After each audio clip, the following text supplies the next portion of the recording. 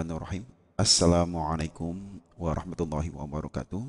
Selamat berjumpa kembali anak-anakku dengan Pak Surip di pelajaran kimia. Jangan lupa berdoa dan menerapkan 3M, mencuci tangan dengan sabun, memakai masker, dan menjauhi kerumunan. Baik-baik anakku, pada hari ini kita akan membahas sama-sama tentang materi asam karboksilat atau asam alkanoat dan ester atau alkil alkanoat. Baik anak-anakku, perhatikan slide yang ingin Bapak paparkan. Oke. Ini judulnya asam karboksilat dan ester. Ini. Oke. Asam karboksilat merupakan golongan senyawa karbon yang mempunyai gugus fungsional COOH terikat langsung pada gugus alkil, sehingga rumus umum asam karboksilat adalah CnH2nO2. Jadi O-nya ada 2. Oke. Struktur senyawanya seperti ini yang bisa kalian perhatikan ini ya. Ini RCOOH atau RCOH. Ini kalau disingkat seperti ini. Oke. Baik, kita lanjut. Beberapa senyawa asam karboksilat. Tata nama asam karboksilat pada sistem IUPAC, nama asam diturunkan dari nama alkananya. Akhiran A diganti dengan OAT dan di depannya ditambah kata asam. Jadi asam karboksilat disebut golongan asam alkanoat. Untuk senyawa yang mempunyai isomer, tata namanya sama seperti aldehid karena gugus fungsinya sama-sama berada pada ujung rantai C. Cara penamaannya, yang pertama adalah rantai pokok yang paling panjang yang mengandung gugus fungsi COOH. Nama karboksilat sesuai nama rantai pokok diberi akhiran OAT. Maksudnya rantai panjang misalkan C-nya ada berapa? C-nya ada 5 berarti pentanoat. C-nya ada 4 berarti butanoat. Gitu ya. B. Penomoran dimulai dari gugus fungsi. Jadi penomorannya C nomor satunya di sini. 1, 2, 3 dan seterusnya. Oke, penomoran dimulai dari gugus fungsi. C nomor satunya ini sama seperti aldehid.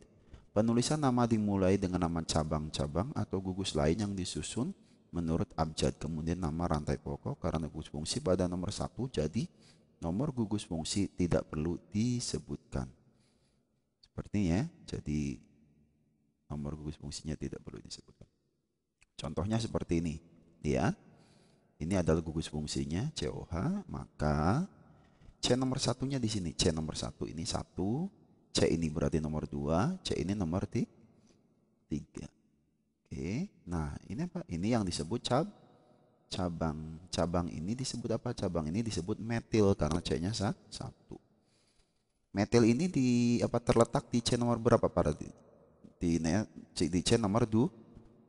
Maka di sini ada kata 2 metil. Oke. Karena dia senyawa asam alkanoat, maka selalu diberi awalan asam. Asam 2 metil propanoat. Propanoat dari karena C rantai induknya ada 3 propanoat. Oke. Gitu ya. Paham ya? Oke, perhatikan sekali lagi ya. Asam 2 metil propanoat. Ada metil di C nomor 2. Jadi 1, 2, 3. Oke, kita lanjutkan. Ini adalah nama trivialnya. Nanti Bapak jelaskan setelah ini selesai ya. Isomer asam karboksilat seperti aldehid juga tidak mempunyai isomer posisi karena gugus fungsinya di ujung rantai C. Maka isomernya hanya isomer struktur. Nah, ini isomer struktur contohnya yang C-nya 4 ya. Perhatikan COH, C ini 1, 2, 3, 4. Ini namanya asam butanoat. Maka ya, ini asam butanoat karena dia tidak ada cabang. Gitu ya. Maka isomer strukturnya ini tinggal ini dipotong taruh di sini. Jadilah ini. Jadi C-nya yang tadi di sini ada 4, di sini 3. 1, 2, 3. Ini ada metil di nomor 2, asam 2 metil propanoat. Nah, ini namanya isomer struktur. Gitu ya, isomer struktur. Jadi jumlah C-nya sama, 1, 2, 3, 4. H-nya juga sama, O-nya juga sama, tetapi namanya berbeda. Itu namanya isomer. Ya. Sifat asam karboksilat. Ada sifat fisika. Oke. Wujudnya suku-suku rendah berupa zat cair, suku-suku yang lebih tinggi berupa zat padat. Ya. Jadi suku-suku rendah berarti yang C-nya sedikit itu wujudnya cair, sedangkan yang C-nya banyak berwujud padat. Kelarutan dalam air suku rendah C1 sampai C4 mudah larut. Namun makin banyak atom C dalam molekul kelarutan makin berkurang. Gitu ya. Senyawa yang berwujud padat tidak dapat larut. Atom C5 sampai C9 berbentuk cairan kental. Asam alkonat suku tinggi C10 berbentuk padatan. Gitu ya, C10 dan seterusnya nanti berbentuk padatan. C5 sampai C9 cairan tapi dia wujudnya kan kental. Oke. Kita lanjut lagi. Titik didih dan titik lelehnya tinggi karena antara molekulnya terdapat ikatan hidrogen. Merupakan asam lemah, makin panjang rantai C, makin lemah asamnya. Ya. Jadi asam alkanon itu merupakan asam lemah. Semakin panjang C-nya, makin lemah sifat asamnya. Sifat kimia direaksikan dengan basa membentuk garam. Ini asam. Ini basanya akan membentuk garam natrium etanoat. Ya. Jadi H tukeran dengan Na. Jadi ditukar H-nya ditukar dengan Na. Oke. Direaksi dengan alkohol membentuk ester. Ini ya. Asam karboksilat. Ini alkohol jadilah ester.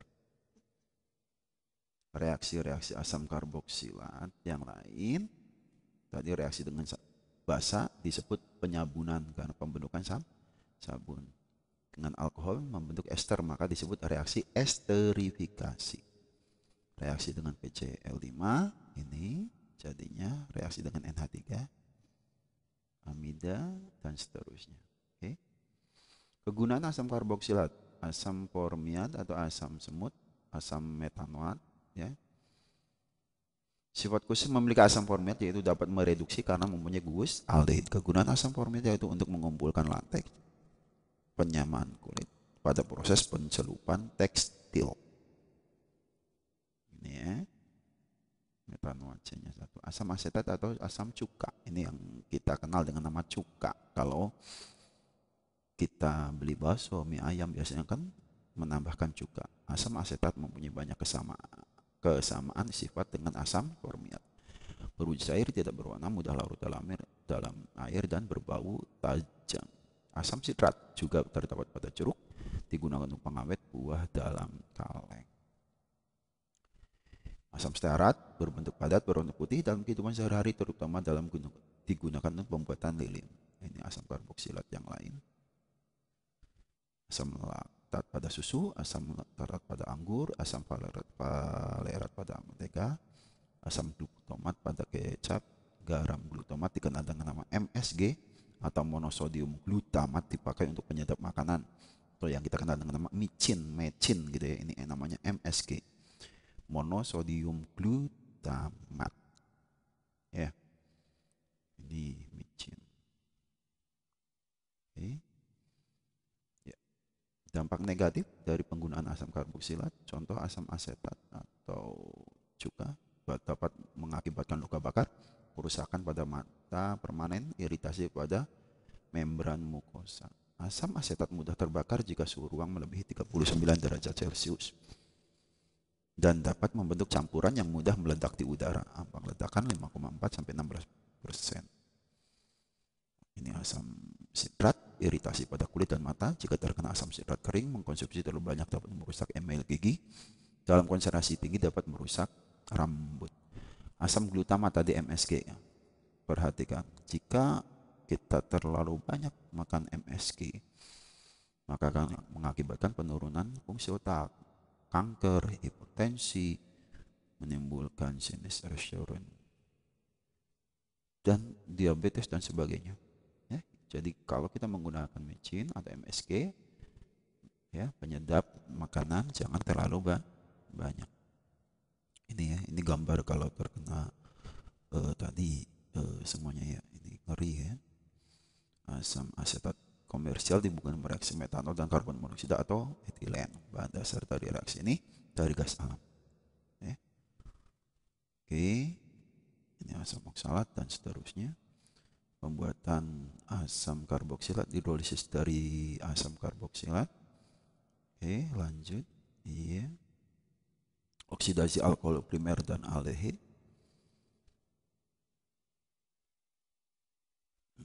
Oksidasi alkena. Oksidasi senyawa alkil aromatik. Oke. Reaksi Grignard. Oke. Ini bisa bereaksi dengan pereaksi Grignard. Keasaman dari asam karboksilat tadi, pengukuran kepadatan, resonansi dan kekuatan asam, efek induksi, garam.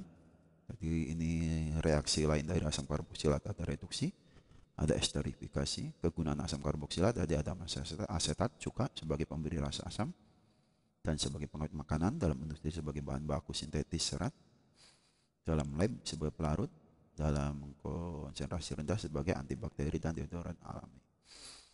Asam oksalat ini dalam buah-buahan sebagai garam natrium dan kalsium, menghilangkan karat dan bahan baku pembuatan cat warna, mengasamkan minuman, permen, dan makanan yang lain. Oke. Ya, kemudian ester. Apa itu ester? Ester, molekul ester, merupakan salah satu gugus fungsi dari golongan senyawa karbon. Ester adalah senyawa dengan gugus fungsi COO dengan struktur RCOO, R di mana R menyatakan suatu rantai karbon atau atom H, sedangkan R- merupakan rantai karbon. Ester merupakan senyawa turunan dari alkanasi. Alkana yaitu alkanoat. Ester mempunyai rumus molekul CnH2NO2. Jadi rumus molekulnya sama dengan asam karboksilat, CnH2NO2. RCOOR, ini rumus strukturnya ya. Jadi rumus molekulnya sama dengan asam karboksilat. Maka ester disebut isomer fungsi dari asam karboksilat. Asam karboksilat sama isomer dari ester. Kenapa? Karena memiliki jumlah CHO dan yang sama.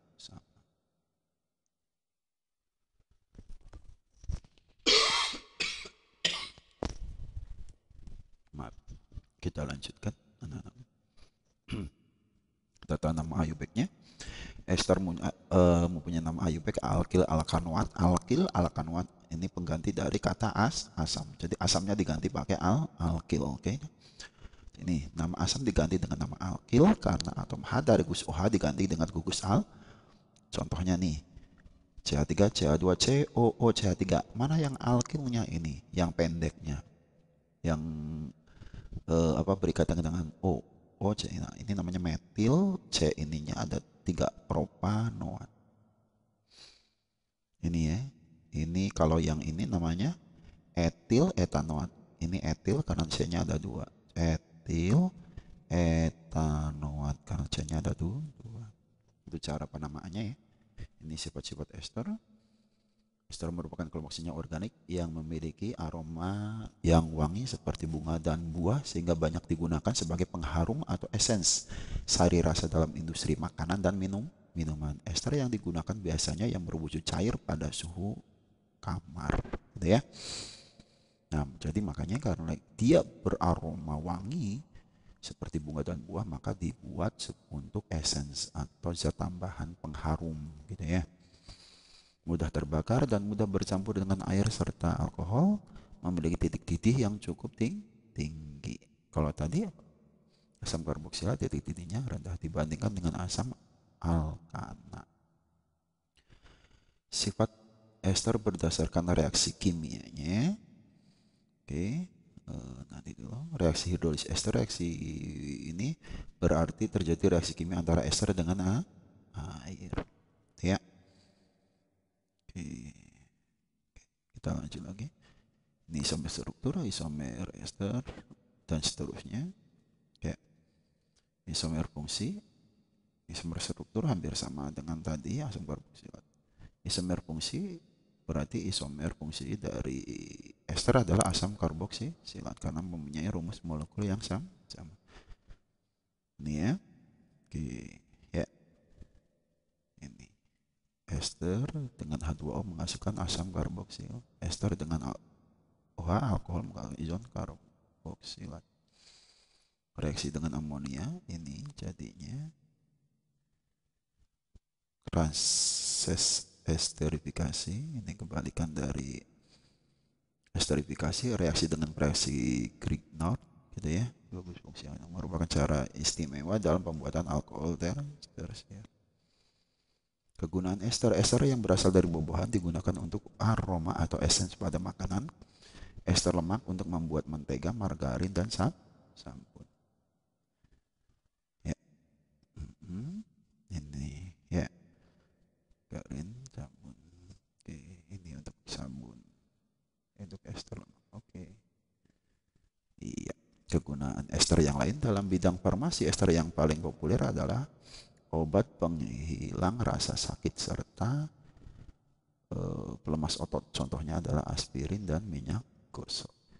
Amil asetat banyak digunakan sebagai pelarut untuk damar dan lak. Sintetisnya, ini sintetis atau pembuatan senyawa ester dibuat dengan cara mereaksikan asam karboksilat dengan alkohol pada susunan asam tadi sudah ya. Oke, itu ya anak-anakku yang Bapak sampaikan. Tadi ada tambahan sedikit ini ya, contoh-contoh ester buah-buahan nih. Jadi ada etil formiat itu rum, N-pentyl ester itu untuk pada rasa pisang, buah pir, jeruk manis, N-oktoasetat dan seterusnya. Ya, ini esternya, ini nanti aroma nama esternya aromanya. Ya, ini. Baik, anakku, untuk pertemuan hari ini Bapak cukupkan sekian. Nanti kita ketemu lagi di pertemuan berikutnya dengan materi-materi atau bab yang baru. Terima kasih banyak. Bapak Heri, Assalamualaikum warahmatullahi wabarakatuh.